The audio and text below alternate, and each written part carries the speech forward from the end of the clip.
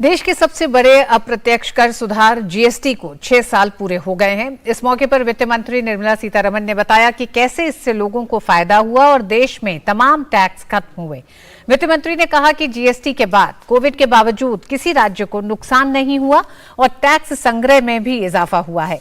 वित्त मंत्री ने जीएसटी को गब्बर सिंह टैक्स कहने को शर्मनाक बताया। 1 जुलाई 2017 यानी 6 साल पहले संसद भवन का केंद्रीय कक्ष गवाह बना देश में आजादी के बाद सबसे बड़े टैक्स रिफॉर्म का। कई सालों की मेहनत और केंद्र और राज्य सरकारों के साझा प्रयासों के बाद जीएसटी काउंसिल ने 18 बार लंबी चर्चा की और आखिरकार 1 जुलाई 2017 को आधी रात से देश को नया टैक्स सिस्टम मिला। गुड्स एंड सर्विस टैक्स यानी जीएसटी, एक ऐसा रिफॉर्म जिसने देश में कारोबार करने के तरीके को ही बदल कर रख दिया। राज्यों के बीच सीमाएं हट गई, देश एक साझा बाजार बन गया। शनिवार को जीएसटी दिवस पर आयोजित कार्यक्रम में वित्त मंत्री निर्मला सीतारमण ने कहा कि जीएसटी ने न केवल नागरिकों पर कर का बोझ कम करने में मदद की है, बल्कि देश में खपत को गति भी दी है। इससे परिवारों को मासिक बिल कम करने में मदद मिली है। This path-breaking new legislation for a new India to bring in one tax for the entire country really saw the light of the day.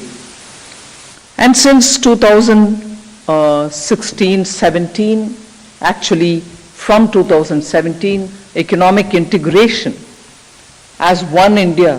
For economic integration, the GST was just that signal which all of us really welcomed. इस नई व्यवस्था से देश की अर्थव्यवस्था को संगठित बनाने में मदद मिली, कीमतों में कमी देखने को मिली और टैक्स का दायरा बढ़ा। जीएसटी संग्रह के आंकड़ों पर गौर करें तो जीएसटी के तहत पंजीकृत करदाताओं की संख्या 1 अप्रैल 2018 तक 1.0 करोड़ थी, या बढ़कर 1 अप्रैल 2023 तक 1.36 करोड़ हो गई है। जीएसटी कानून लागू होने के शुरुआती दौर में औसत मासिक राजस्व संग्रह 85 से 95 हजार करोड़ रुपए हुआ करता था। अब 1.5 लाख करोड़ रुपए का मासिक राजस्व संग्रह एक तरह से सामान्य हो चुका है। अप्रैल 2023 में जीएसटी संग्रह 1.87 लाख करोड़ के सर्वकालिक उच्च स्तर पर पहुंच गया था। बीते 16 महीनों से लगातार कलेक्शन 1.40 लाख करोड़ रुपए से ज्यादा हो रहा है। जून 2023 में रिकॉर्ड जीएसटी कलेक्शन हुआ है। जून 2023 में कुल 1,61,497 करोड़ रुपए का जीएसटी कलेक्शन हुआ है। इसमें बीते साल जून के मुकाबले 12% की वृद्धि दर्ज की गई है। देश में जीएसटी लागू होने के बाद चौथी बार है जब जीएसटी कलेक्शन 1.60 लाख करोड़ रुपए के पार गया है।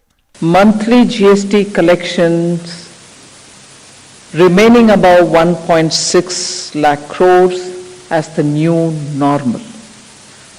It is completely unbelievable it's an unbelievable story of sheer dedication, commitment and grit with which each one of you all have served the nation, and the credit goes to you today.